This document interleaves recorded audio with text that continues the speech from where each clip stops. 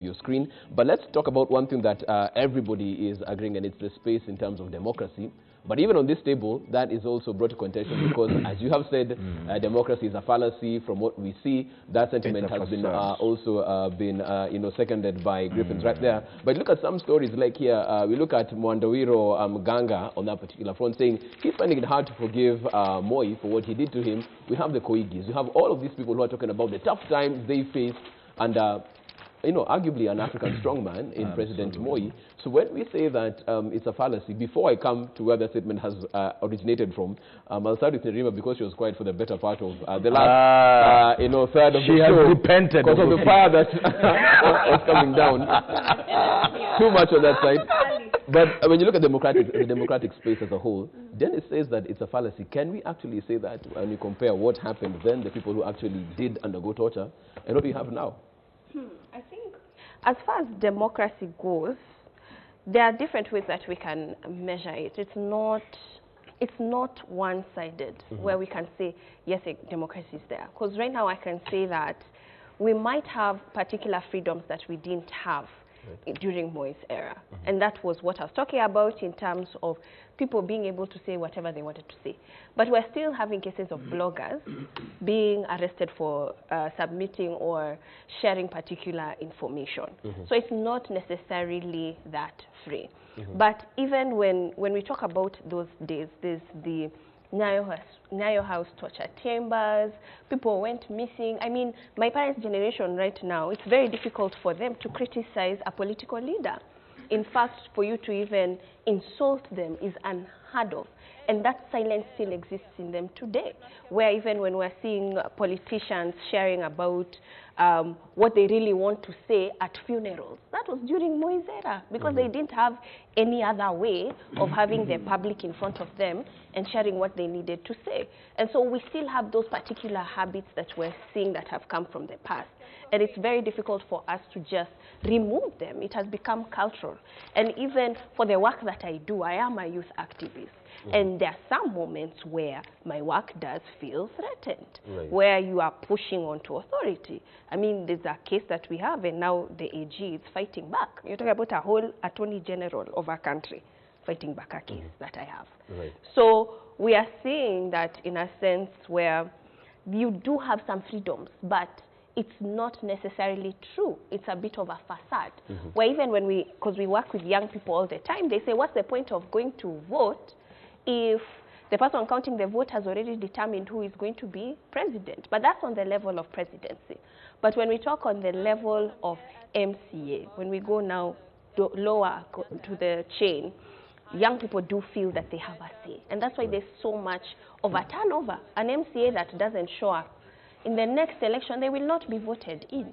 So you're beginning to see that people are caring about the services that they're delivering in their communities. And I think that is a sense of democracy also. So it's not perfect. I believe that democracy is falling apart globally. We have just seen Trump escape an impeachment. He will probably get a re-election. And we are seeing now the British Empire now it has exited. So we're seeing that it's not working the way we imagined it to work. But then if we go back to philosophy, in terms of what Socrates and Plato believed in what democracy is, the biggest argument or the contention that they had is giving people the power to choose leadership. Plato believed that people didn't have that intelligence to be able to select the right leader. He believed that as time went on, people would follow the individual who gave them handouts, who gave them promises, who spoke to their heart, and not necessarily on ideology. So he really believed that there should be a select people of intellects who decide who the leader of a country should be. And so that's how we're sort of seeing a shift to where countries are going toward councils. We're seeing Germany in terms of how they vote for their prime minister, and now the conversation is being brought home. But whether those individuals are going to select the right leader, because now it determines what are the intentions for this country, that is a worry. Dennis, democracy is a fallacy to you. Why is that? Democracy has not only declined in Kenya, but it's a fallacy. It's a facade, actually. The truth of the matter is that Moi ruled the country with a stranglehold, not a stronghold, stranglehold, literally grabbing our necks by his strong arm. And the solution for that was when Kibaki defeated his choice, and that was President Uhuru Kenyatta. And with a landslide, in fact, landslide by all means. The country was finally free. And I don't know the kind of the freedom that we got, but we quickly messed it up. But the solution towards running away from the ills that Moi did was Constitution 2010 that BBI wants to delete. Why? Because the students of Moi don't like democracy. The truth of the matter is that democracy in this country has been a facade. Why? Because we haven't structured properly the Constitution 2010. Devolution for us was a fact of us initializing direct democracy, because there are many types of democracies. Direct democracy is self-rule, strengthening the people so that the people then can rule, the people can run the government by themselves, not some type of limited democracy.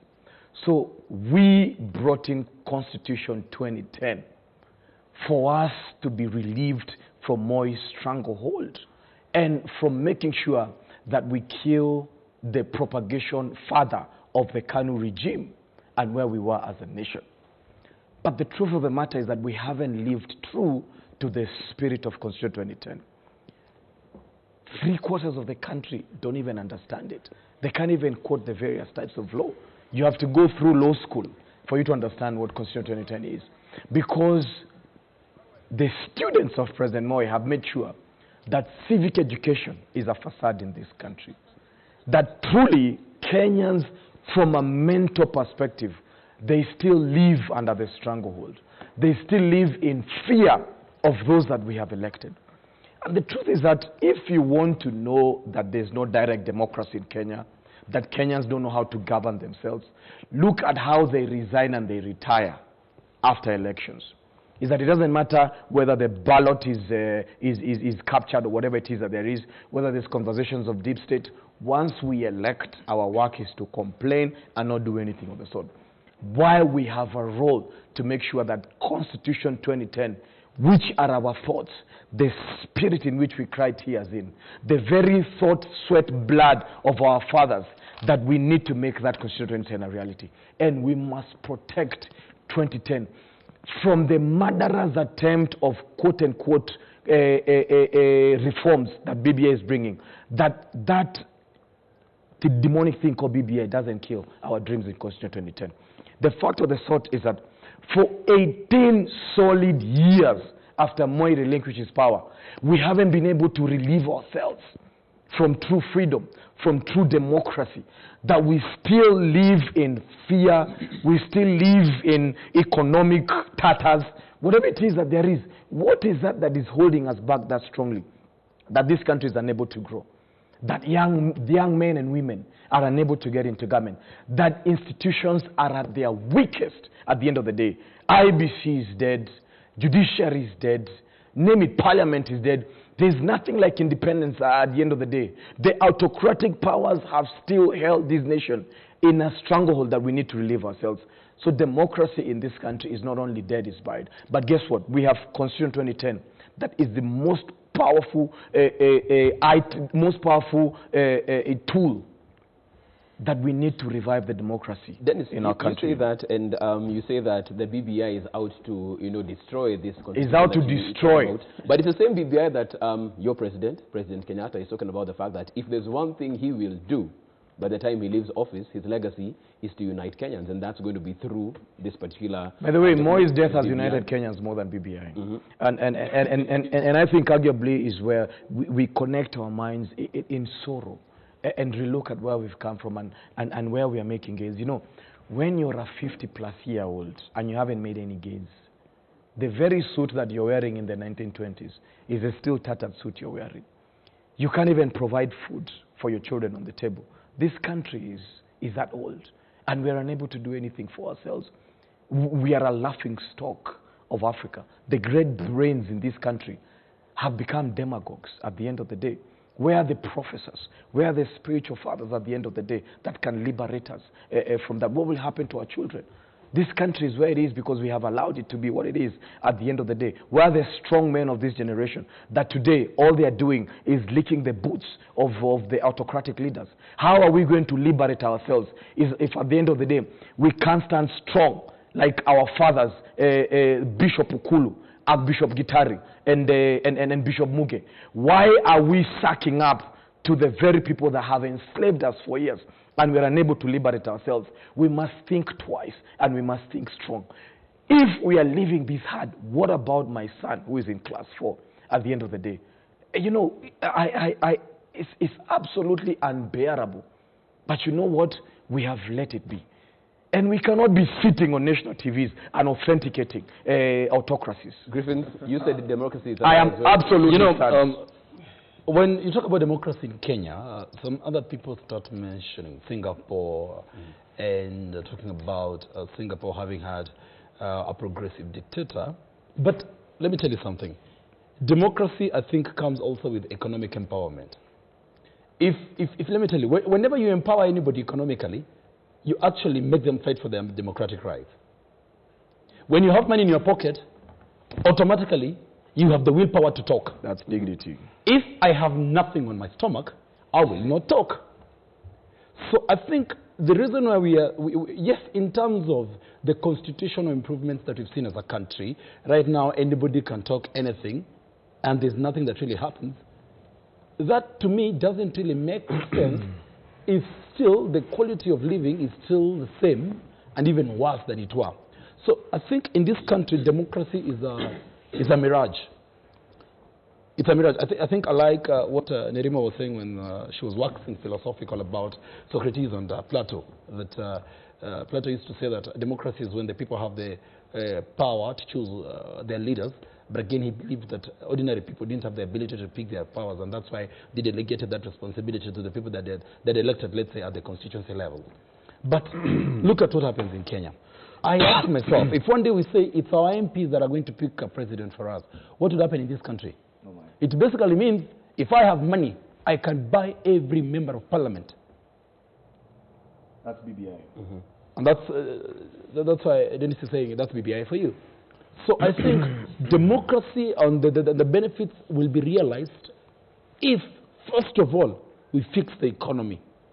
Whenever you are comfortable, whenever you have everything set up, that's when you start shouting about democracy. Mm-hmm. And we shout democracy from such pedestals, but ordinarily down there, people cannot talk because, let me tell you, I think let us be very realistic. I have nothing for my children. I have a big family. Somebody comes in the name of a politician, it's election day, and gives me 1,000 bob. What will make me stop voting for this guy? Because east or west, even if I voted for any other person, once they get, let me tell you, we know of the politicians who even before they got into parliament, they used to be, you know, look at it's called Muhammad Ali, the guy who sang Kigeugeu, look at all of them. Somebody was just writing the other day that what happened to those ideals they stood by, now that they're in parliament. I don't know what will get me if I get to parliament one day. You'll be bored, my guy. See? I'll be bored. That's the position. So it doesn't mean that. So I think democracy is where you're standing. Okay, let me get you, friend. Don't be bored. I think we might not get into parliament in 2022. So before we talk about what will happen to him, let's talk about the state of democracy as a whole, because you're in that particular space.